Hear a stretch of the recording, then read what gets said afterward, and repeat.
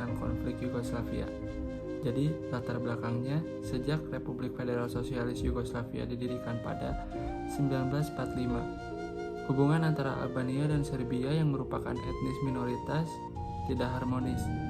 Keadaan mulai berubah saat Josip Broz Tito terpilih menjadi presiden Yugoslavia pada 1953. Namun, keadaan kembali kacau ketika Josip Broz Tito meninggal pada 4 Mei 1980.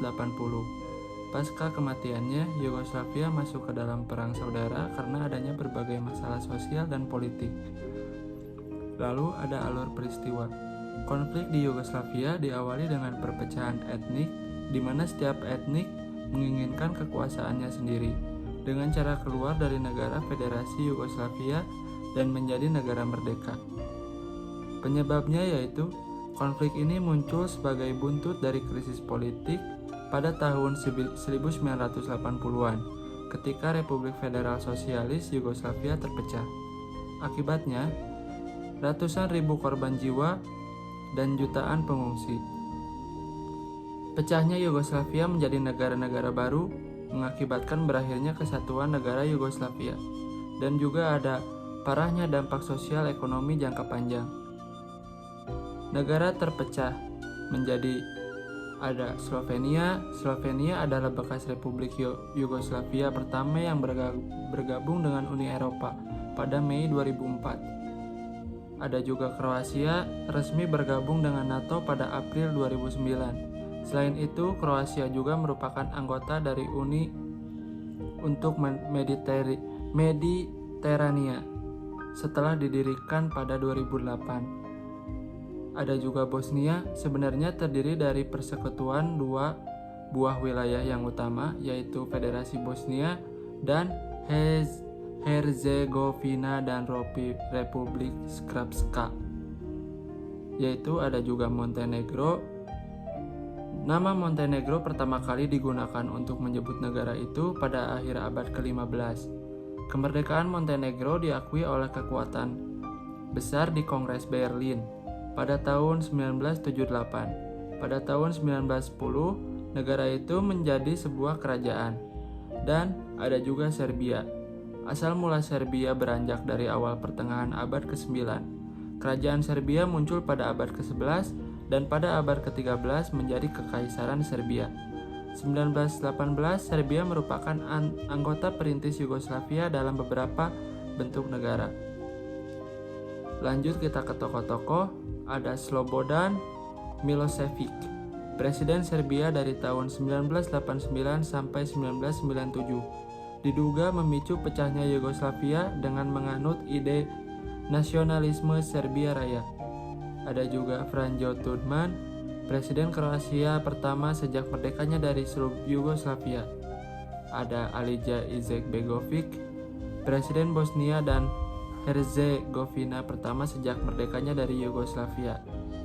Ada Radovan Karadzic, pemimpin politik etnis Serbia di Bosnia, dituduh melakukan kejahatan perang dan genosida selama Perang Bosnia. Ada juga Ratno Mladic, panglima pasukan Serbia di Bosnia, turut terlibat dalam pengepungan Sarajevo dan pembantaian Srebrenica. Ada juga Boris Savjovic, wakil presiden federal Yugoslavia, memimpin negosiasi perdamaian antara Serbia dan Kroasia. Dan ada juga Vojislav Šešelj, pemimpin partai radikal Serbia yang nasionalis, didakwa melakukan kejahatan perang di Kroasia dan Bosnia. Dan yang terakhir ada Ante Marković, Perdana Menteri Yugoslavia terakhir, berusaha mempertahankan kesatuan Yugoslavia melawan nasionalis etnis. Poin penting tentang tema ini adalah yang pertama, Yugoslavia didirikan pada tahun 1918 dan terdiri dari wilayah-wilayah bekas kerajaan Serbia, Montenegro, dan bagian dari kerajaan Kroasia Slovenia. Yang kedua, secara etnis, Yugoslavia bersifat multi-etnis dengan 5 republik utama, yaitu Serbia, Kroasia, Slovenia, Bosnia, dan Montenegro. Ketiga, meski multi-etnis, identitas negara Yugoslavia awalnya dibangun berdasarkan ideologi persatuan antara etnis Serbia dan Kroasia sebagai kelompok etnis terbesar. Yang keempat, setelah Perang Dunia Kedua, Yugoslavia menganut paham persatuan federal dan sosialis di bawah pimpinan Josip Broz Tito. Ini memperkuat identitas nasional Yugoslavia. Yang kelima, namun setelah Tito wafat, nasionalisme etnis mulai bangkit di kalangan republik-republik. Identitas nasional Yugoslavia mulai goyah.